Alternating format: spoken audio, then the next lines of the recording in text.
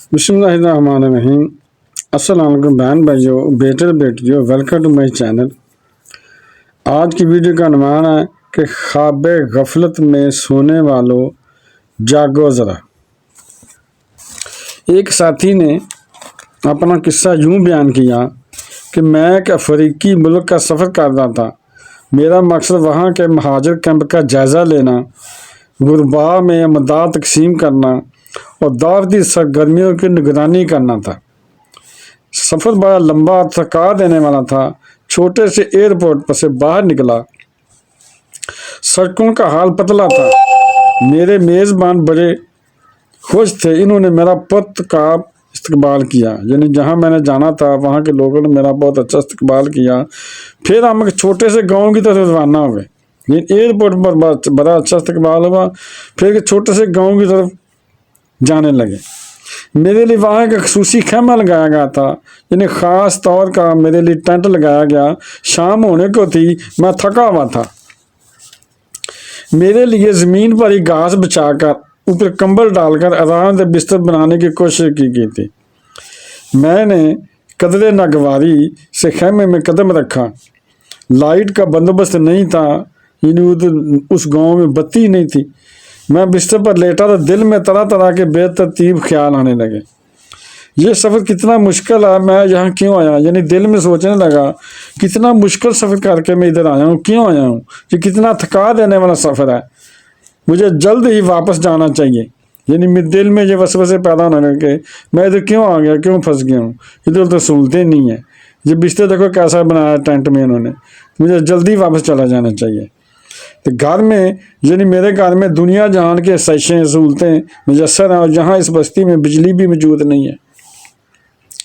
میں سوچتا رہا اور پھر میرا ذہن دوسری طرف منتقل ہو گیا۔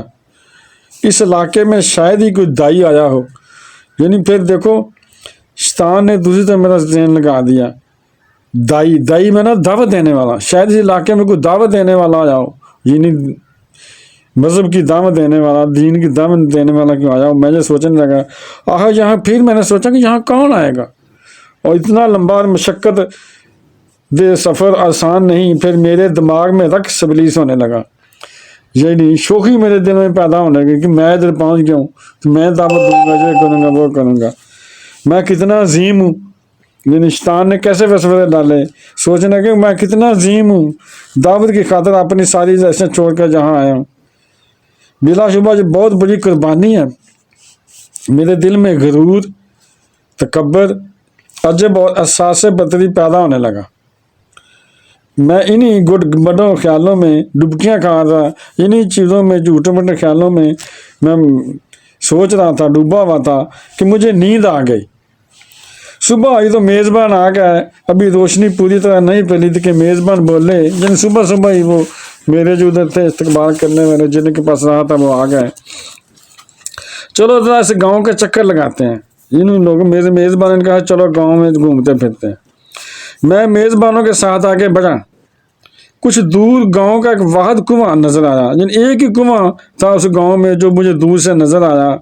تو لوگوں کا وہاں رش تھا، ہجوم تھا، عورتیں، مرد، بچے، بوڑھے سبھی جمع تھے۔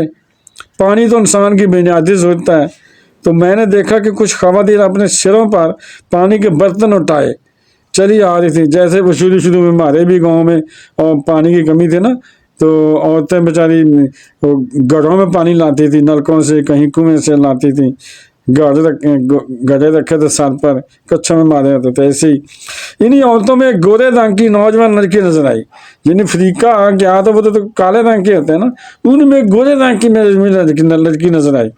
تو مجھے بڑی حیرانگی ہوئی، تعجب ہوا کہ یہ گوری کہاں سے آ گئی۔ شاید اسے بس کا مرض ہو، جس کی وجہ سے اس کا پورا جسم سفید ہو گیا ہے۔ وہ بس کا کوئی مرض ہوگا جہاں پر فلائری جیسے ہوتی ہے، ہو جاتی ہے، سارا جسم سفید ہو جاتا ہے۔ تو میں نے اپنے مرائیوں سے پوچھا یہ کون ہے؟ میرے پاس جو میرے ساتھی تھے، میں ان سے پوچھا یہ لڑکی کون ہے؟ جواب جب ملا انہوں نے بتایا یہ لڑکی ناروے کی رہنے والی ہے، یہ ناروے سے آئی ہے، ادھر رہتی ہے، وہاں کی کسی عیسائی تنظیم کے لیے کام کرتی ہے۔ یہ لڑکی کرسچن ہے، عیسائی ہے، تو عیسائی تنظیم کے ساتھ کام کرتی ہے، पिछले 6 महीने से हमारे यहाँ मुकीम है, जिसे 6 माह हो गए हैं इधर रहती है और हमारे जैसा लिबास पहनती है। इसने हमारे जैसा लिबास पहनना शुरू कर दिया है। खाना पीना, उठना बैठना, चलना फिरना, इसका पिछला मजारे ज़िंदगी हमारी बस्ती में छोड़ कर वापस चला गया। जैसे इसकी जो आसाइशें थी अपने मुल्क की, सारी सहूलतें ये वहीं पर छोड़ आई अपने मुल्क में। इधर हमारे पास जैसे हम रहते हैं वैसे ही रहती है, वैसी तकलीफ़ों में रहती है, वैसे लिबास, खाना पीना, चलना फिरना, उठना बैठना। मसला है, मतलब यह है कि इसने अपने मज़हब की प्रचार की खातिर, तबलीग की खातिर सब कुछ हमारे जैसा बना लिया। अब इसने हमारी तरह की बूदोबाज इख्तियार कर लिया है। ये हमारी खास ख़वातीन के साथ रहकर काम करती है, इन्हीं की ज़बान बोलती है, रोज़ाना लड़कियों को इकट्ठा करती है, इनसे गपशप करती है और इन्हें लिखना पढ़ना सिखाती है। तो बात आ गई ना, वो लिखने पढ़ने में भी अपने मज़हब के प्रचार कर रही है। वो कभी कभार रक्स के पेचोखम भी बतलाती है, कभी कभी नाचने कूदने की वो चीज़ें भी बताती है। तो लड़कियां इसके साथ बड़ी खुश रहती हैं। जिन लड़कियों को तो मिल गया ना नाचना, टापना, डांस करना, लड़कियां तो इस चीज़ से खुश होती हैं, वो बड़ी खुश हैं इसके साथ, उससे मोहब्बत भी करती हैं। ये हमारे समाज में ढल गई है, रच बस गई है। यतीमों के साथ पर हाथ भी फेरती है, इनकी मदद करती है, बेवा औरतों की दिलगिरी करती है, यानी बेवा औरतों का ख्याल करती है, मरीजों के पास जाती है, इनकी तमादारी करती है, इन्हें दवाइयाँ भी मुहैया करती है। इसकी वजह से बहुत लोग साजिद करते हैं। इसका रवैया इतना अच्छा है, वो ख्याल करती है बेवा औरतों का, खाने पीने के जब वो चीज़ें उसे पीछे से आती होगी, ग्रांट आती होगी, तो वो इनका ख्याल करती है, गरीबों का ख्याल करती है। इस वजह से काफ़ी लोग इस साजिद इख्तियार कर चुके हैं, यानी इन्होंने काफ़ी लोगों को अपने प्रचार करके, तबलीग करके, अपने रवैये के साथ मोहब्बत से इनको साजिद पर लगा दिया। काफ़ी लोग और काफ़ी औरतें सही बन चुकी हैं। तो क़ारीन किराम यानी सोचने वालों बहन भाइयों, बेटर बेटियों, मतलब बात करना यह है, ज़रा दिल पर हाथ रख कर सोचिए, एक नौजवान लड़की जो नाजो नेमत के गहवारे में पली बड़ी है, जो अपने मुल्क में बड़ी अमीर थी, अपने घर में बड़ी अमीर थी, बड़ी सहूलतें थी, वहाँ पली बड़ी है, अब अपने बातिल कायद की तरवीज के लिए, हम तो बातिल ही कहेंगे ना, यानी मनसूख हो गया दीन। हमारा दीन है इस्लाम, पिछले दीन सारे मनसूख हैं, हमें तो अपने दीन की प्रचार करने चाहिए। लास्ट ये दीन है और हमेशा रहने वाला है। तो अपने मुल्क को छोड़ कर आई है अपने मज़हब की प्रचार की खातिर। ऐसा मुल्क जहाँ दुनिया भर के सहूलतें सही ही नहीं है, वो वहाँ गांव में आई है जहाँ कोई सहूलत नहीं है, बिजली नहीं है, सड़कें नहीं हैं, याशियाँ मैसर नहीं है। ये इन्हें अपने आप पर हराम करार देकर, जिन्हें अपने मुल्क की सहूलतें उसने अपने पर हराम कर दिए, जहाँ आ गई है, जहाँ कोई सहूलत नहीं, सड़कें नपेद, बिजली नहीं है, आला मशरूबात नहीं है, खाने की आला चीज़ें नहीं हैं, नाकिस ग़िज़ा है, पानी गदला है, मैला पानी है। गदला कहते हैं मैले को, जो नहरों का जैसे पानी होता है। दूर दूर तक पीने के काबिल साफ पानी नहीं है, दूर दूर तक साफ पानी नहीं मिलता।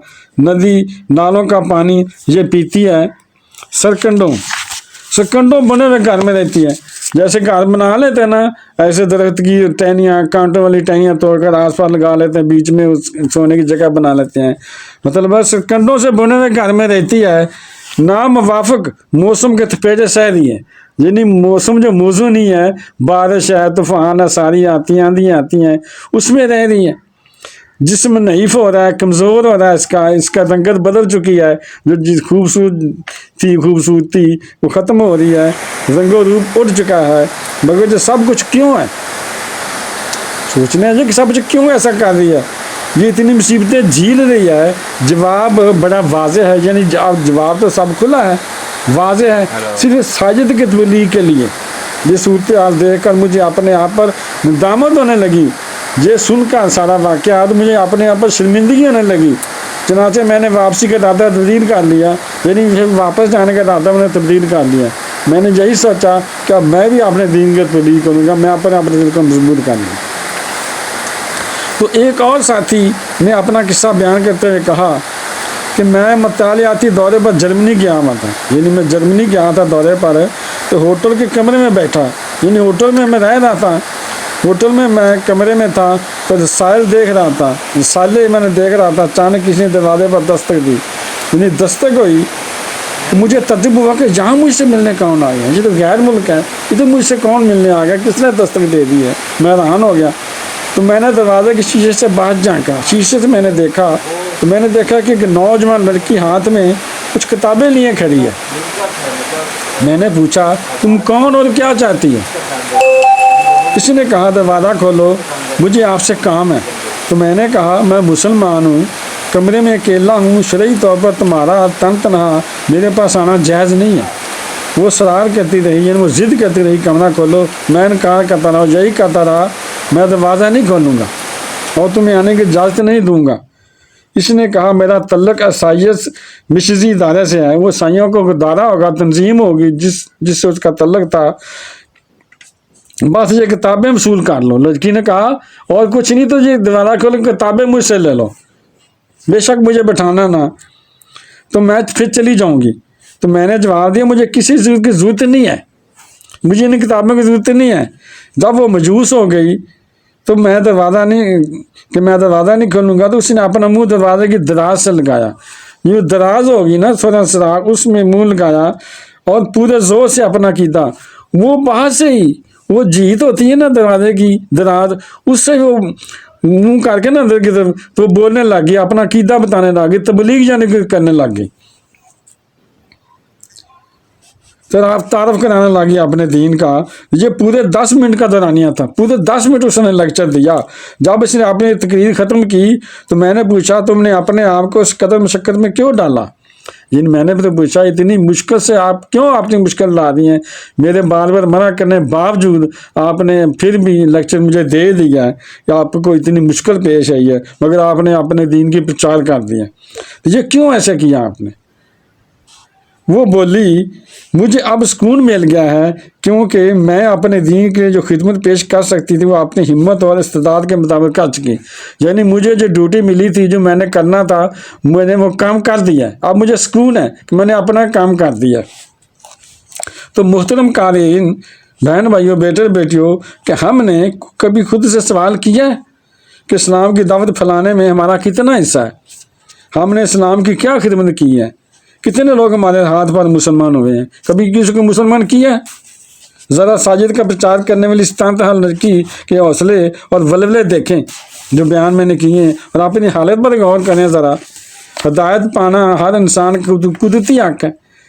اسلام ہدایت و سعادت کا ایسا چشمہ ہے کہ ہم نے اسلام کا نور ہدایت پھیلانے کی کوئی ادنا سی کوشش بھی کی ہے؟ کوشش تو خجا، یعنی کوشش تو ایک طرف ہمیں اپنے اس فرض عین کا کبھی خیال تک نہیں آیا۔ بے شمار انسان کفر، الحاد، صدق، بدعت، فسق و فجور، ظلم اور سرکشی کی دلدل میں پھنسے ہوئے ہیں، اور اس مسجد جاریہ کی وجہ سے دوزخ کا ایندھن بننے والے ہیں۔ کیا کبھی ہمیں احساس ہوا ہے کہ انہیں اسلام کی روشنی دکھائیں، گمراہیوں کی کیچڑ سے نکالیں اور جہنم میں گرنے سے بچائیں؟ ہم تو پیدا اس لیے ہوئے تھے کہ عالم انسانیت کا رخ مخلوق سے خالق کی طرف، دنیا سے آخرت کی طرف، بدی سے نیکی کی طرف، باطل سے حق کی طرف، مال سے مال کی طرف اور ظلمت سے ضیاء کی طرف، یعنی دیری سے روشنی کی طرف پھیر دیں، مگر ہم تو خود اس راستے مستقل سے بٹ گئے ہیں، ہم خود اسی راستے ہٹے ہوئے ہیں، اپنی زندگی کا اصل مقصد ہی بھول گئے ہیں۔ ہم نے گمراہوں کو ہمرائی اور غیروں کے نقش قدم کو نشان منزل قرار دے لیا، ہم طاقت کے آگے اور دولت کے پیچھے بھاگنے لگے اور اس دور میں پاگلوں سے بھی بدتر ہو گئے۔ وائے ناکامی متاع کارواں جاتا رہا، کارواں کے دل سے احساس جہاں جاتا رہا۔ طریق اور راہ کی اگوائی دینے کے لیے موجود ہے کہ ہمارے اسلاف کرام دعوت دین کے لیے حجاز سے نکل کر ساری دنیا میں پھیل گئے تھے۔ انہوں نے اپنا خون پسینہ ایک کر کے دعوت دین کا فرض ادا کیا۔ جب انہوں نے ادائے فرض کے لیے احساس ذمہ داری اور جان نثاری کا مظاہرہ کیا تو ہمارے قادر مطلق نے بھی ان پر اپنے فضل و کرم کے دریچے کھول دیے اور ساری دنیا کی دولت اور حکومت صحابہ کرام علیہم رضوان کے قدموں میں ڈال دی۔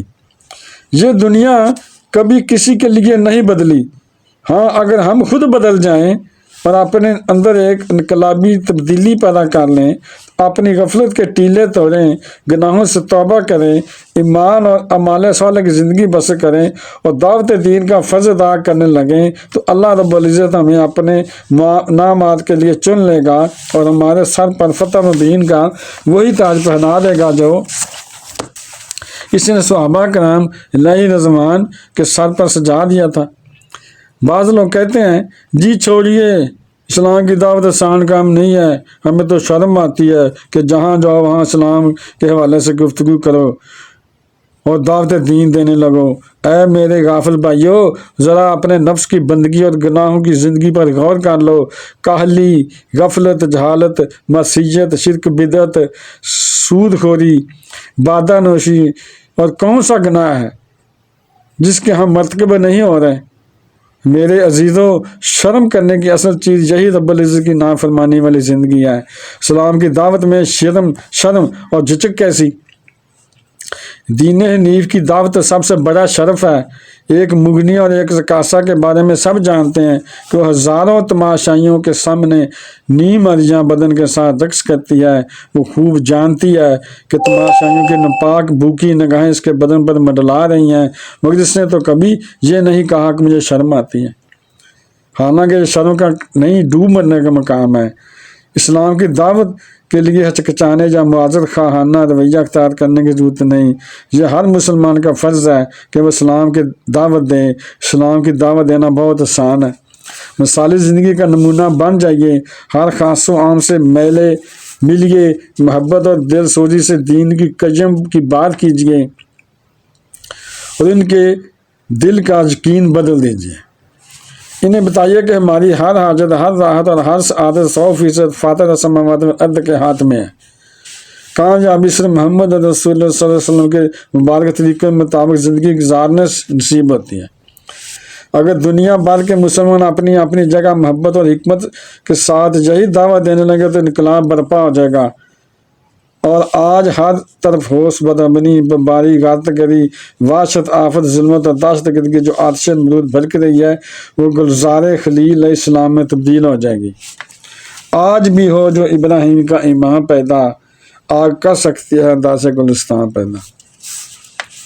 تو بہن بھائیو، بیٹے بیٹی، اگر آپ کو میری ویڈیو اچھی لگی ہے تو اسے صدقہ جاریہ سمجھ کر آگے شیئر کر دیں، اور اگر ابھی تک آپ نے میرے چینل کو سبسکرائب نہیں کیا تو لازمی سبسکرائب کر لیں اور بیل کو دبا کر آل پر کلک کر دیں تاکہ میری آنے والی اچھی سے اچھی ویڈیوز آپ کو ملتی رہیں۔ چلو ملتے ہیں نیکسٹ ویڈیو میں۔ السلام علیکم، خدا حافظ۔